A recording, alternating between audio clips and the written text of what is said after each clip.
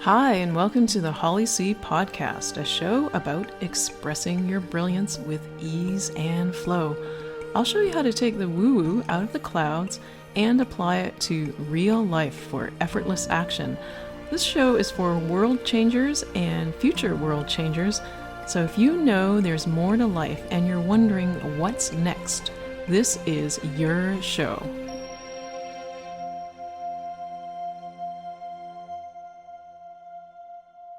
Hi, I'm Holly, your host. I'm a speaker, author, teacher of health and wellness, dragon spirit guide, and I also have an online business where I teach people about Chinese reflexology and the mind-body connection. So this particular episode is what I call a show within a show.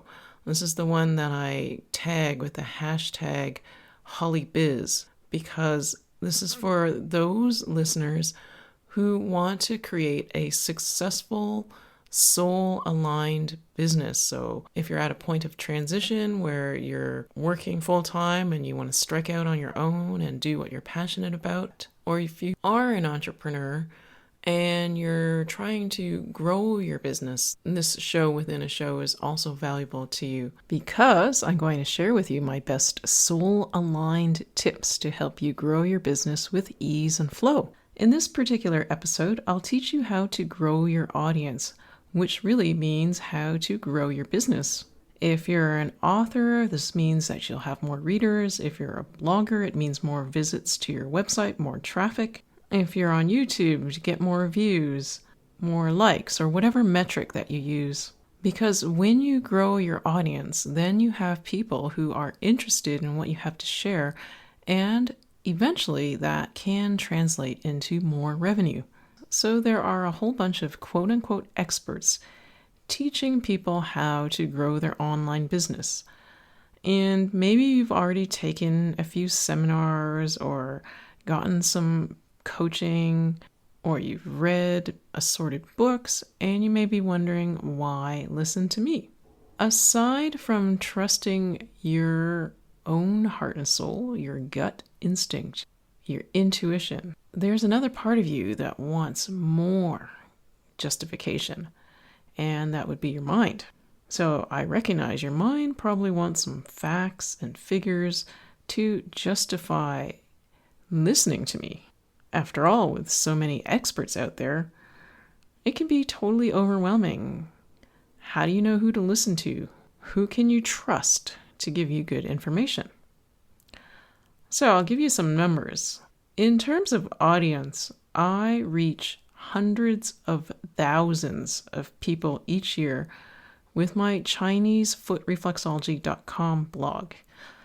And almost 20 years ago, I started an online magazine, and this was before Facebook, before Twitter, before Pinterest, before WordPress, before blogs, and before there were online services for sending emails like Aweber or Infusionsoft or MailChimp.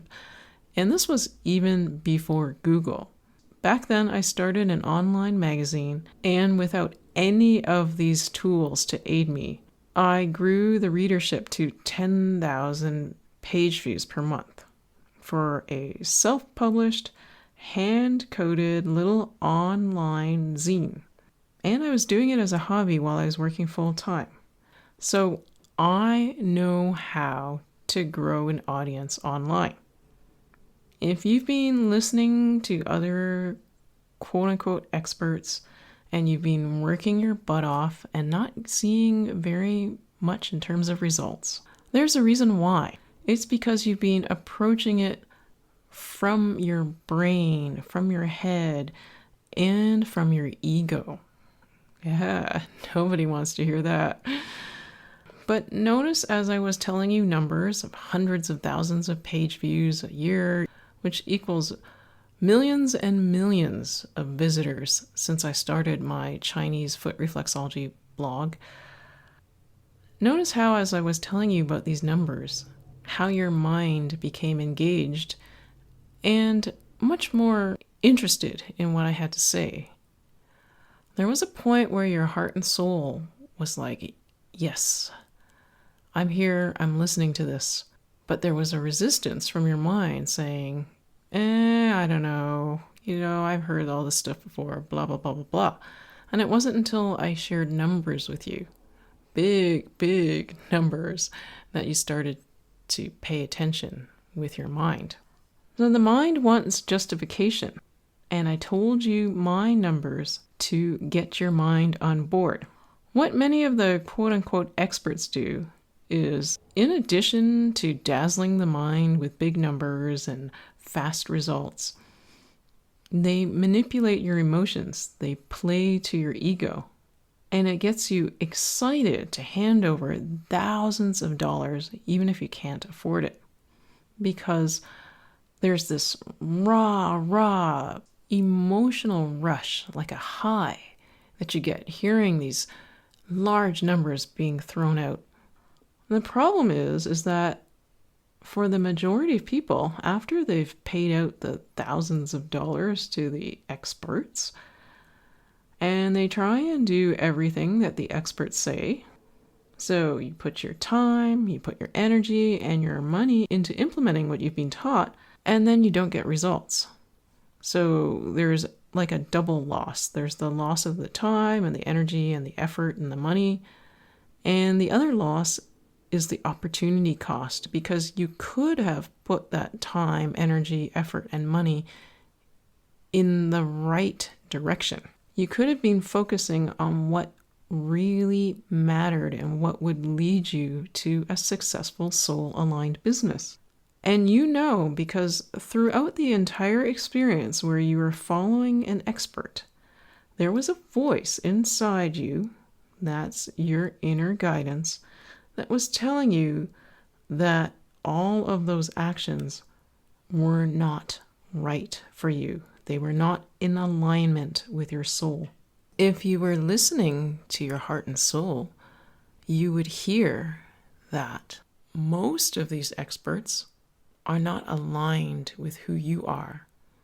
So shift your focus to the one person who is most aligned with you, with your heart and soul, with your soul's path, with your expression of your brilliance. And that person would be, it's not me, that person is sitting there with you right now because it's you. Yeah, let that sit for a moment. You are the expert. It's easy to get caught up with hype when you ignore the voice within your inner guidance. Notice how much more you were paying attention when I told you numbers, that I reach hundreds of thousands of people each year. That's your head, but it was your heart and soul that drew you to listen to my podcast. It's why you're still listening. So I don't usually go around bragging about my numbers, about how big my audience is, because that's not the type of person I am. And it's interesting to see and observe how many people will listen to what I have to say if I don't throw out the big sexy numbers, versus how many will listen because they're tuning in to their inner guidance. See, the mind wants a cut and dried solution, black and white. Do this, this, this, and that guarantees this very successful outcome of 6 figures in a year. And that's not the advice I give. Notice the quote-unquote experts are selling this promise. And notice how many people are actually successful. There's not that many. And many of the people that follow them who do have success, it's very temporary, it's fleeting. I've been watching this industry for over 5 years now, and the number of people who were claiming this 6-figure success 5 years ago, the vast majority of them are no longer around, or they've completely shifted their business. Then there's another group of them who are completely burnt out. And then there are a few who are still pushing along, and even fewer that I see who are truly happy and following their soul's calling and making a positive difference in the world, making the world a better place. So if you're listening this far in this episode, kudos to you. I applaud you because you're listening to your heart and soul. The mind would have turned off this episode by now. So I'm going to ask you a very important question. Which business do you want to create? Do you want to create the one from your mind that you have to push and struggle to make it successful and that causes you to burn out because that's the only way that you can keep being successful because the whole universe isn't aligned with you in that business? Or do you want a successful soul-aligned business, one where you're making a difference in the world, like truly making a difference, not telling people you're making a difference, but you actually are making a difference? Which do you choose? Or perhaps there's a third option that I have not presented. What is the third option that comes from your heart and soul? Remember, you are your own guru. You are your own best coach. You are the one who has your best interests at heart. Take a moment and visualize this business. What is the business that you want to create? Now, if you're leaning more towards a soul-aligned, purposeful business, one that has ease and flow built right into it, and where you're making a greater impact, like a positive difference in the world, then I say, woohoo! Yay! Celebrate! Awesome! I'm delighted to share with you how you can get sales, how you can get lots of people coming to your website, and it's quite simple. What you need to do is share yourself, share what you do. And I don't mean you go around to parties telling people, hey, I do da da da da. No, I mean actually take the work that you feel bubbling up inside you, that you've been thinking about, that you've been wanting to express, and start expressing it. Now, I'm partial to creating a blog because that's how I started, but you can create in the medium that feels most natural for you. So if you have an online business, there's options like doing video, like on YouTube, or doing a podcast, or perhaps posting on Facebook Live, writing, and I think that's pretty much it. If another one comes to mind, then maybe that's your way of expressing yourself. But choose the one that feels most natural for you and start sharing what you have to teach and what you have to share with people. And the only thing you need is a way to stay connected with your audience. So I wouldn't recommend Facebook alone just because Facebook owns the platform and Facebook can change the platform, which can kind of mess things up for you. What I would actually recommend is some sort of website and also some sort of mailing list, like an email list. That way you can communicate regularly with people who are your audience and interested in what you have to share and teach. The key, though, to building this audience is that you create content that comes from your heart and soul, but you put a little bit of framework and structure around it. And you'll notice with pretty much everything I do, I follow this framework and structure. And it's so simple, your mind will be like, no, it can't be so easy. And really, it is. So sometimes the quote-unquote experts are teaching you these frameworks that are a lot more complicated than they need to be, telling you how to write your own words and structure things when that might not be what's in alignment with you. So this framework is so simple and easy. Once you hear it, you're going to go, aha, because it makes sense. So here's the framework for sharing your content. In the very beginning, you tell people what it is that they're going to get from the content. That's it. And you make it short. So it's not like, if you're writing a blog entry, it's not like 10 paragraphs. I mean short as in like 2 sentences. If you're doing a video, attention spans are really short for video. So it means like in the first few seconds, you get it out there. Maybe like first 15 seconds, 30 seconds. depending on the length of video. In a podcast, you say what the podcast is about and what somebody's going to take away from the podcast. This one, though, is actually a little bit off framework, and you can do that too. You don't always have to 100% follow the framework, but I'd recommend at the beginning especially to say 80-20 rule, where at least 80% of the time you're following the framework. So the reason why you do this at the beginning is because people have a short attention span. They're surfing and randomly picking through stuff. They want to know why they should place their attention on you and what you have to share.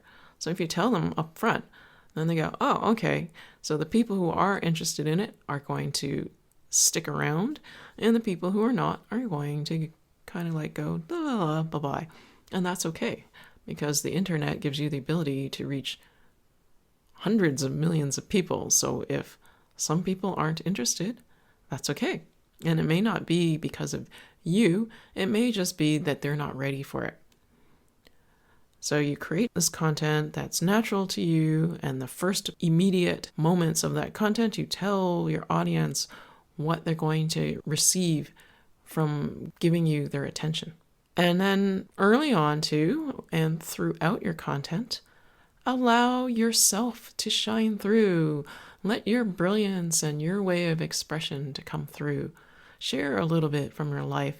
Not a lot, because remember, this content is for the audience. It's not for you to go on and on about yourself. So imagine if you were to meet someone in person and all they did was talk about themselves. Would you find that interesting? No. You're only interested if that person has information that you can relate to, or they're sharing something that they may be an expert on that you want to learn about. Otherwise, if they're just going on and on and on about themselves, no matter how much you like that person, it's going to eventually turn you off. And especially online, because they can go elsewhere. You have to remember that, yes, you are creating this content and expressing yourself, and very much this is for yourself. Remember that too.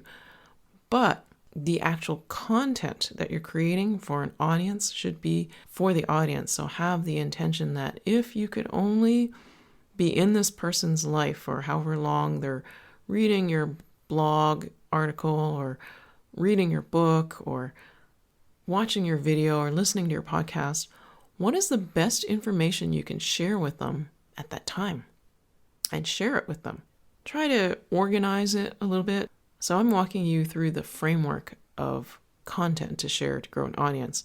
And that's within the framework of how to grow your audience, which gets to that nuts and bolts question of how do you sell stuff, which gets to that nuts and bolts question of if you're offering services or online courses, or perhaps you're selling artwork, but basically what inspires people to want to buy those things from you. All right, so going back to the content, where I said you want to kind of have a loose framework for organizing what you're going to share in that particular piece of content, whether it's an article or a video or podcast, and especially in a book, and you present that information to them within this organized structure. Not super organized, don't spend too much time worrying about it, but it's like, I'll give you my really easy way of doing this. When I was in elementary school, they taught us about the hamburger paragraph. And basically what it was the first sentence is you state what the paragraph's about. Then the next 3 sentences are supporting that first statement. And the last statement is a conclusion, sort of summing everything up. So it was like, I love cats. Cats are really fun to watch. Cats can jump very high, and kittens are very cute. So that's why cats are amazing pets. And that's pretty much all you need to know for structure. It's as simple as that. So you're sharing the best information you can share with people if you're only touching their lives for a few minutes. There's like a purpose, intention stated right at the beginning so that people know what they're going to learn or what benefit they're going to receive from paying attention for the next few minutes to consume your content.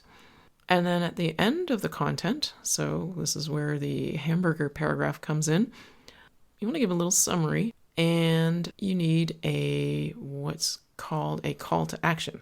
So you can have different calls to action, but I would not recommend saying, hey, buy this, as being a call to action. Instead, invite them to your mailing list. So remember, you're creating this content, and then you want a way to interact with people. So some channels, online channels, already have this built in. So like with YouTube, people subscribe to your channel, and then you have this audience that you can broadcast to.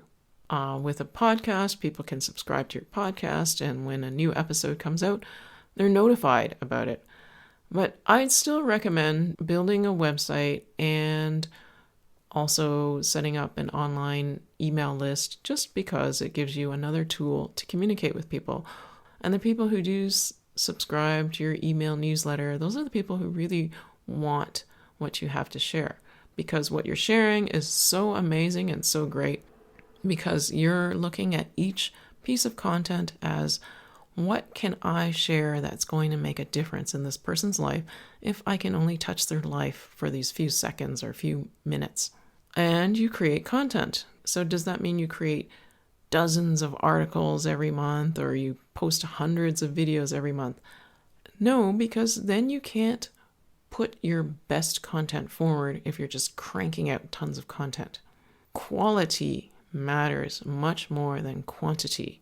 So ignore all the quote unquote experts that say exactly how long your blog post should be or how long your podcasts or videos should be. Ignore that. There's something that's natural for you and your audience, but you won't know until you start creating it. It's kind of like you guys feel each other out. You feel each other's energy, and then you'll know. But you won't know until you get started, so you can't figure it out in advance. Just start and see what kind of naturally flows. And just to give you an example, my blog, I started with one article that was in 4 parts, I believe. Could have been 5 parts, I don't remember exactly. I think it's 4. And it was a few thousand words long. Now, you don't have to do that. That was just what felt right for me and what I needed in order to share this best content ever for making a difference in a person's life if they were to read that content. And it was an article on reflexology points for cold recovery. So if you want to see it, I believe it's ChineseFootReflexology.com/cold remedy. I think it's cold remedy, yeah. And that article has been shared thousands of times. So that gets me to the point of, how do you grow your audience? You create content on a regular basis, but it doesn't have to be every week. When I first started my blog, I wasn't creating content every week or every month even. It was like sporadically every few months. That's because I was a full-time mom and my son was still a toddler at the time. So a lot of my time and energy was focused on him. And if you're starting out like that, maybe you have children or maybe you're working full time, that's okay. You don't have to crank out content. Just start and make something really good. And then when you have time, make another thing like that that's really good.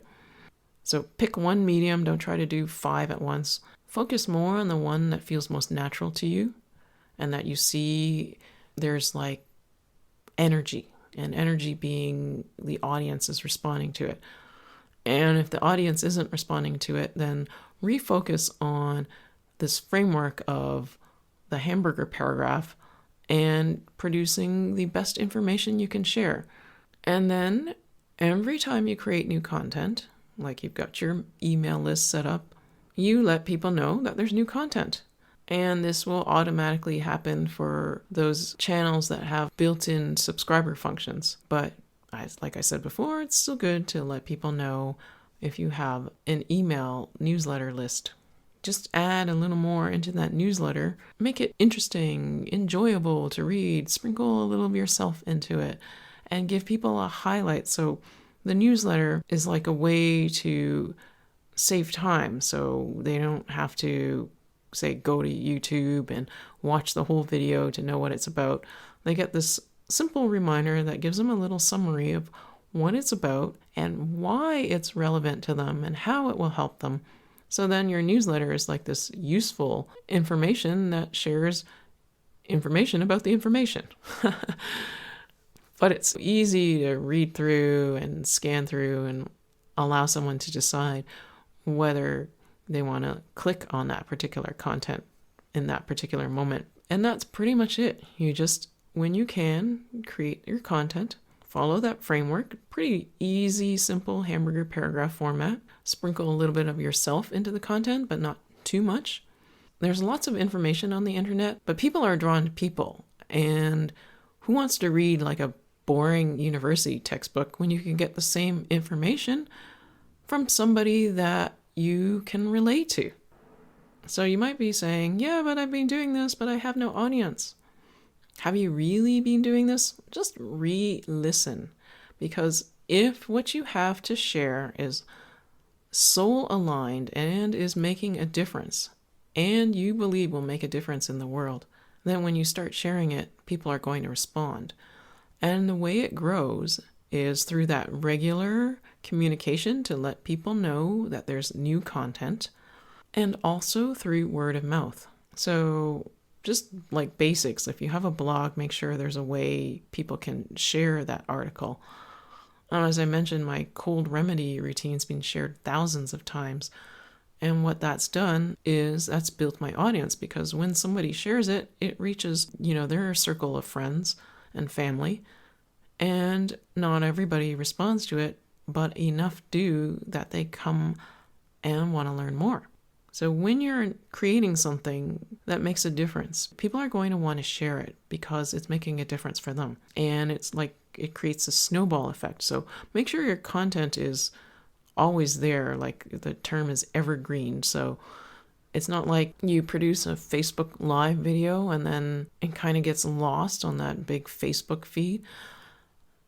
Have a way to store that content and make it easy for people to access the content. That's why I recommend having a website, so that it's kind of like this repository here of your content, or YouTube kind of does that for you.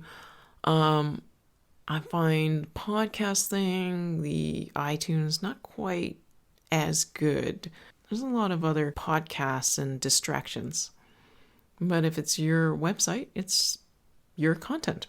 And then what will happen is that over time, with each piece of content you create, you let people know about it. So your audience comes back to it, and then they let other people know about it, and your audience starts to grow. And when you have this good content, just a quick word about search engine optimization. How many of you are going, no? Or how many of you are like, what on earth is that? If you don't know what it is, don't worry about it.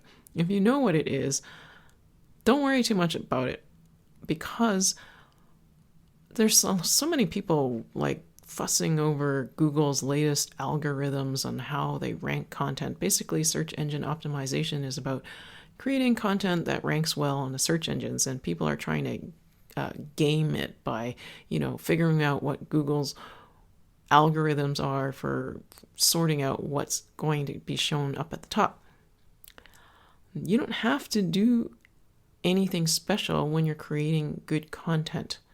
The only thing I would recommend is that when you, if it's a blog article, when you put the title on the article, think about what somebody might search for on a search engine and put that particular phrase in there. And you might use that phrase, like, not that specific phrase, but use those words in your content.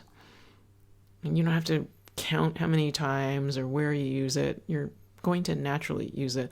And when you create good content, that's basically what Google is looking for.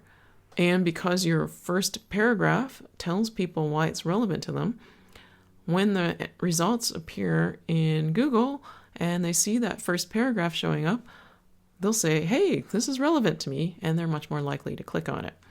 And that's pretty much my 3-minute search engine optimization lesson. No need to worry about algorithms, just make good content, and at the very top of that content, make sure you tell people why it's relevant, so that if they were to come across it through a search engine, they'll click on it And then that helps.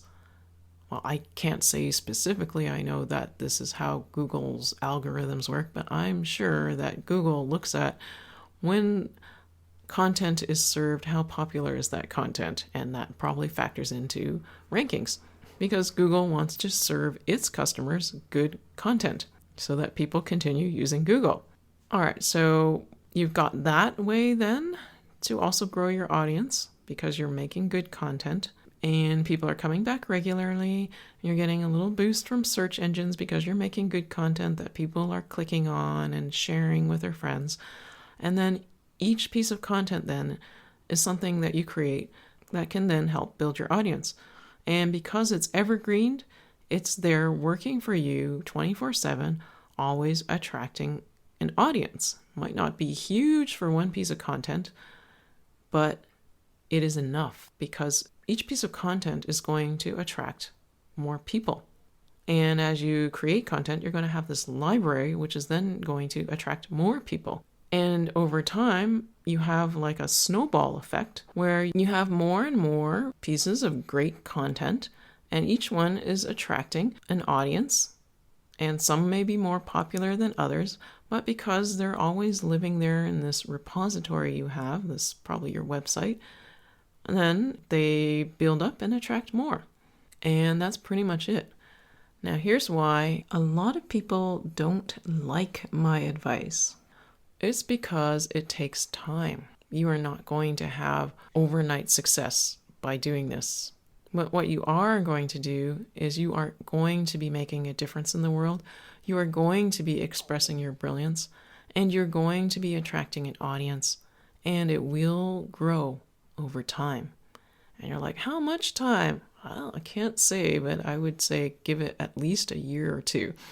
And you're like, your mind's like, no way.